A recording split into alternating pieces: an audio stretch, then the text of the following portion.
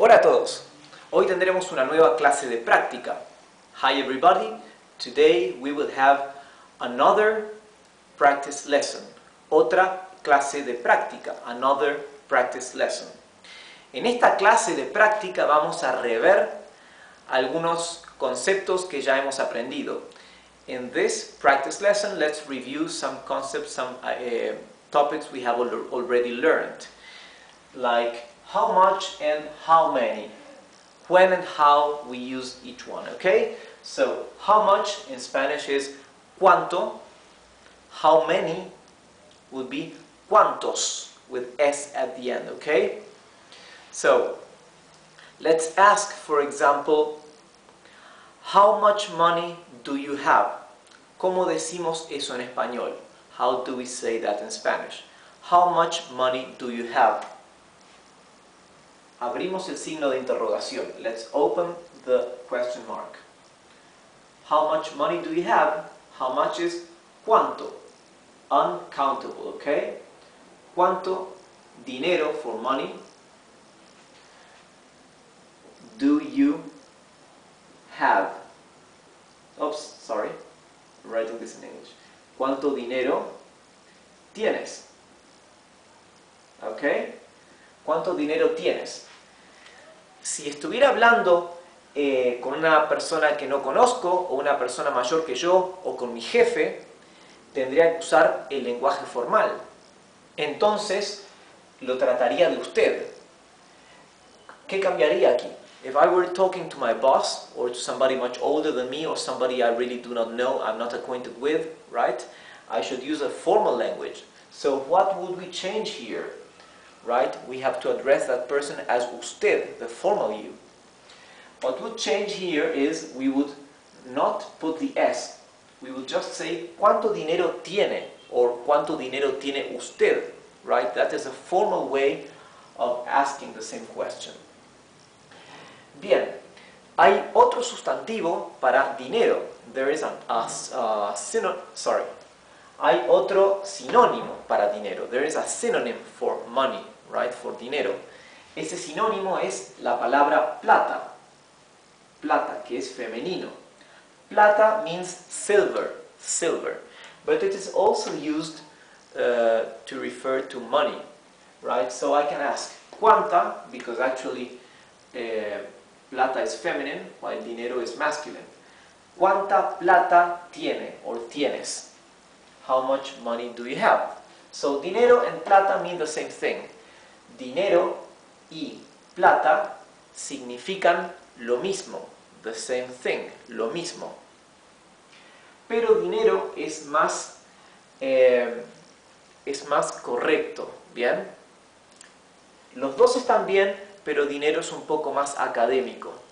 Okay? Dinero is probably more academic. Okay. Let's ask, how much water do you have? Or how much water do you have left? Water is uncountable, so we will use cuánto. However, water is a feminine word in Spanish. Agua, right? It ends in A, it is feminine. So we will ask cuánta. ¿Cuánta agua te queda? ¿Cuánta agua te queda means how much water do you have left? If I want to ask how much water do you have, ¿cuánta agua tienes? Okay?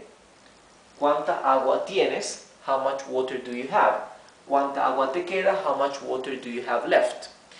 But this is the informal way of asking. This is addressing the other person as tú, the informal you. Si quisiéramos tratar a la otra persona de usted, ¿verdad? Utilizando el lenguaje formal, ¿cómo diríamos lo mismo? How would we say the same thing formally? Like this. ¿Cuánta agua le queda? Le queda. Okay? Remember that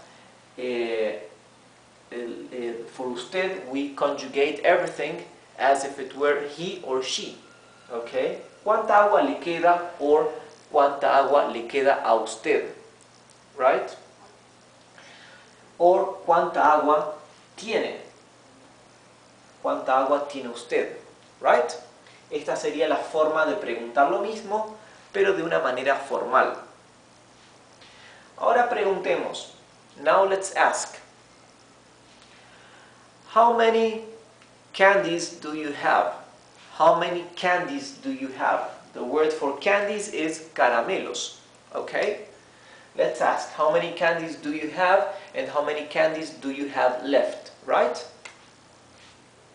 So, since caramelos or caramelo in singular is it ends in O, it is obviously a masculine noun. So we will use cuántos. Cuántos. Remember that all question words in Spanish, they carry a tilde, right? Todas las palabras interrogativas en español llevan un tilde. ¿Cuántos caramelos tienes? ¿Cuántos caramelos tienes? Means how many candies do you have? And ¿cuántos caramelos te quedan? Means how many candies do you have left? Okay? Now let's ask, since ya que ahora estamos viendo la Copa del Mundo, podemos preguntar how many goals has Brazil scored? How many goals has Brazil scored? Right? So I already said the first part of the sentence in Spanish. How would we say how many goals has Brazil scored?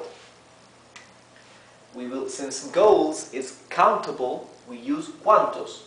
Also the word for gol, that means goal, is masculine, so we use cuántos with O. ¿Cuántos goles ha hecho Brasil? Okay?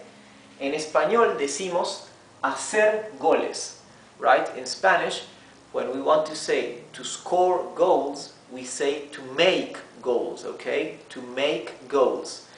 So we use the verb to make. Actually, the verb hacer means both to make and to do, right? Hacer. We use this verb to make, for scoring goals. ¿Cuántos goles ha hecho Brasil? How many goals has Brazil scored? Okay? How many pencils do you have in your pencil box? The word for pencil in Spanish is lápiz, and the word for pencil box is cartuchera. Okay? So, how many pencils do you have in your pencil box? ¿Cuántos lápices tienes en tu cartuchera? Okay, so this is countable again, okay? Countable because pencils are countable. Now look at this. I will teach you an orthographic rule. Lápiz. Lápiz means pencil. Lápiz es lo que utilizamos para escribir, ¿verdad? What we use for writing. Lápiz es un sustantivo, is a noun, que termina con Z, that ends with Z. Yes?